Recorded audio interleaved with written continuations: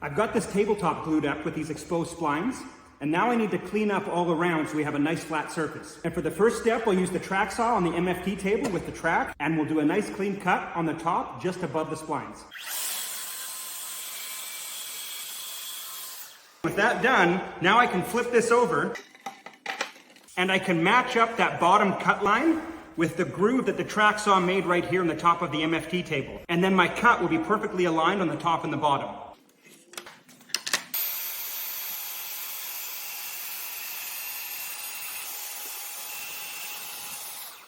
And then while I've got the setup here, I'm gonna reset the depth of my blade to just below the splines. I'll move the top over just right, and then I can trim off all these splines to the right exposed distance that I want.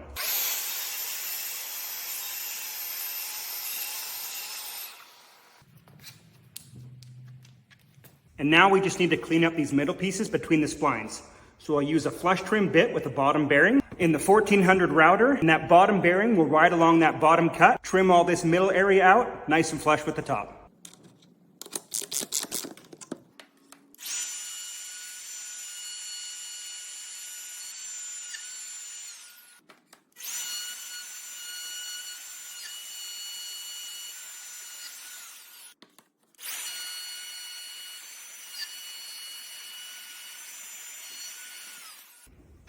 And now just some quick chisel work to clean out this radius edge and a little bit along the top and bottom.